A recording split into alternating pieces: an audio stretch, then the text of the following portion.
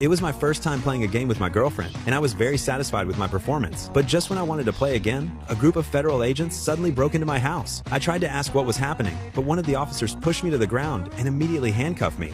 Later, they searched my house and found a large number of artworks and a huge amount of cash, and even 2 heavy weapons. Fuck is this, Jimbo? Jimmy, it's an AK-47. So no possibility of reduced sentence. I got great lawyers.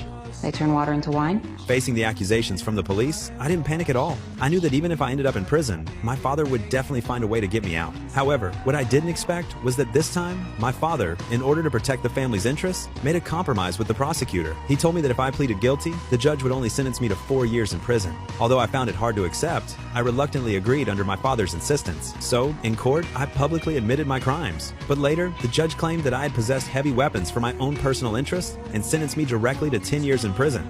It was only then that I realized both my father and I had been betrayed by the prosecutor. In the end, I went to prison. A few months later, the prison guards suddenly took me to the medical room. Waiting for me inside were the prosecutor who had betrayed me and a female federal agent.